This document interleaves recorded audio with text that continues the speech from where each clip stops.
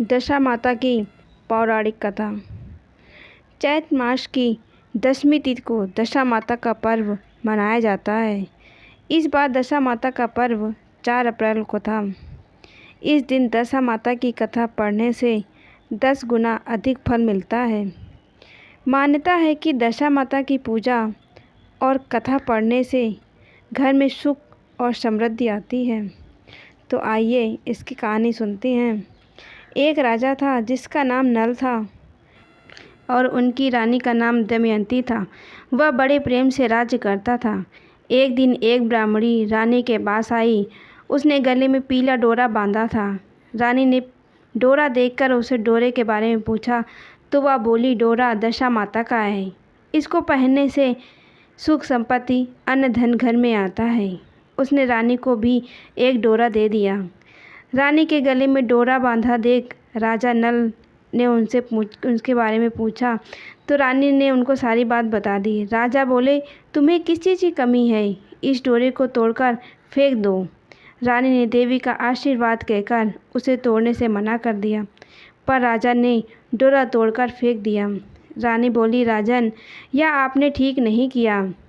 इसके बाद उस रात राजा के स्वप्न में 2 स्त्रियां आईं।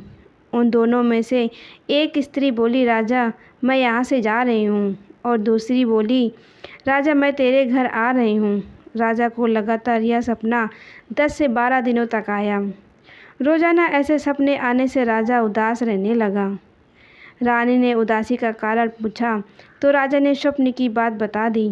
रानी ने राजा से उन दोनों स्त्रियों का नाम पूछने को कहा। तब राजा ने उनसे उनके नाम पूछे तो जाने वाली स्त्री ने अपना नाम लक्ष्मी तथा आने वाली स्त्री ने दरिद्रता बताया। लक्ष्मी के जाते ही सब सोना चांदी मिट्टी हो गया। रानी सहायता के लिए अपनी सखियों के पास गई, लेकिन रानी का बुरा हाल देखकर कोई भी उनसे नहीं बोला। दुखी मन से राजा रानी 5 वर्ष के राजकुमार के साथ जंगल में कंदमूल खाकर अपने दिन बिताने लगे।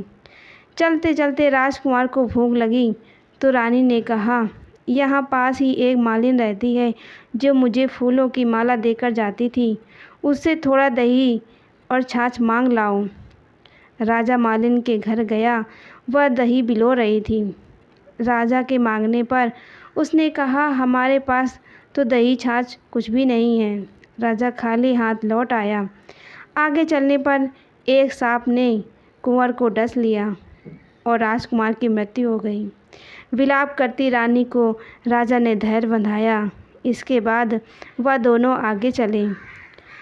राजा 2 तीतर मार लाया। भुने हुए तीतर भी उड़ गए। उधर राजा स्नान कर धोती सुखा रहा था कि धोती भी उड़ गई। रानी ने अपनी धोती फाड़कर राजा को दी। वे भूखे प्यासे ही आगे चल दिए। कुछ आगे चलकर राजा के दोस्त का घर आया।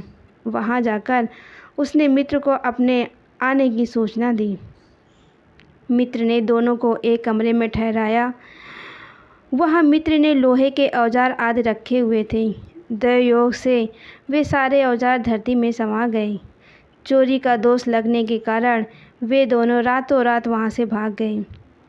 आगे चलकर राजा की बहन का घर आया। बहन ने अपने एक पुराने महल में राजा और रानी के रहने की व्यवस्था की।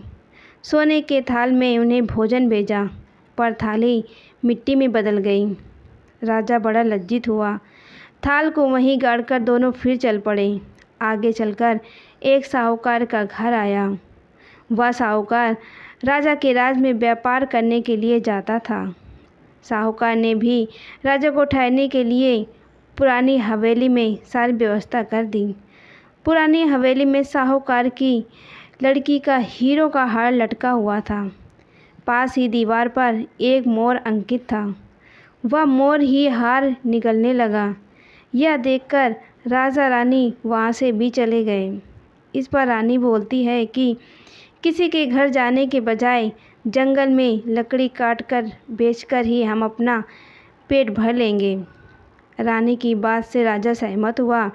दोनों एक सूखे बगीचे में पहुँचे।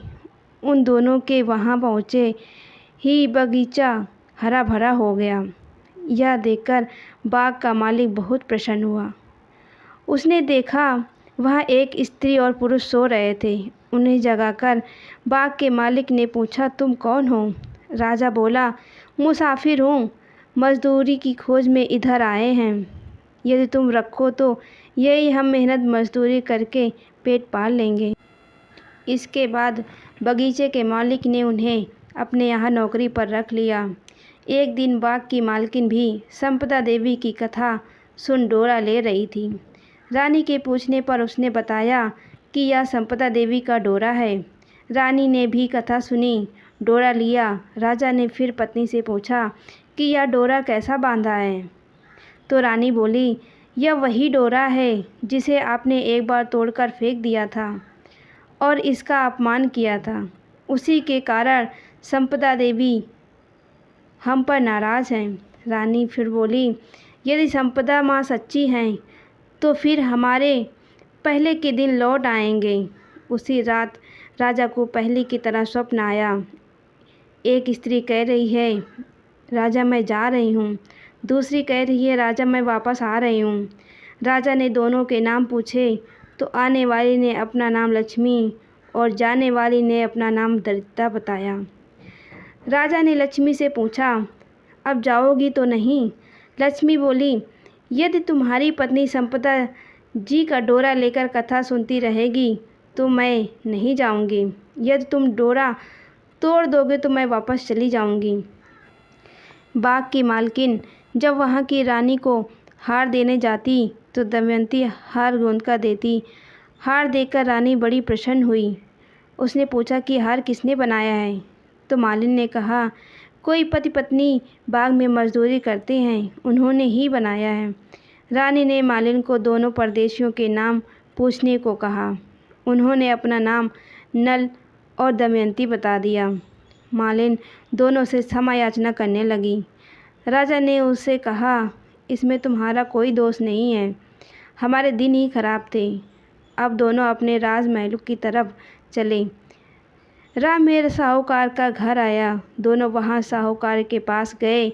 साहूकार ने नई हवेली में उनके ठहरने का प्रबंध किया तो राजा बोला, मैं तो पुरानी हवेली में ही ठहरूंगा। वहां साहूकार ने देखा दीवार पर चित्रित मोर नौलखे हार उगल रहा था। साहूकार ने राजा के पैर पकड़ लिए। राजा ने कहा, दोस्त तुम्हारा नहीं है, मेरे दिन ही बुरे थे। राजा आगे चलकर बहन के घर पहुंचा। बहन ने नए महल में रहने की जिद की। जैसे ही उसके पैरों के नीचे की धरती खोदी तो हीरों से जड़ित थाल वहां से निकल आया। राजा ने बहन को वो थाल भेंट स्वरूप दिया। राजा आगे चलकर मित्र के घर पहुँचे तो उसने नए मकान में ठहरने की व्यवस्था की, पर राजा पुराने कमरे में ही ठहरा। वही मित्र ने लोहे के औजार मिल गए। आगे चले तो नदी किनारे जहाँ राजा की धोती उड़ गई थी वह एक वृक्ष से लटकी हुई थी।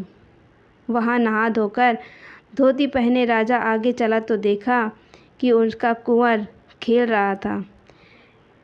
माँ बाप को देखकर उसने उनके पैर छुए। नगर में पहुंचकर राजा की मालिन दूध लेकर आई तो राजा बोला, आज दूध लेकर आ रही हो, उस दिन छाछ के लिए मना कर दिया था। रानी ने राजा से कहा, वह तो हमारे बुरे दिनों का प्रभाव था। इसके बाद दोनों वहाँ से अपने महल की तरफ गए। रानी की सखियाँ धन धान से भरे थाल लिए गीत गाती आई और नौकर चाकर सब पहले के समान ही आ गए। दशा माता के डोरे का प्रभाव से ही उनको यह सब प्राप्त हुआ। इसलिए सभी को श्रद्धापूर्वक माँ दशा माता की पूजा करनी चाहिए और स्त्रियों को कथा पूजन का डोरा अवश्य धारण करना चाहिए। स्टोरी अच्छी लगी हो तो कमेंट में दशा माता ज़रूर लिखिए। बोलो दशा माता की जय।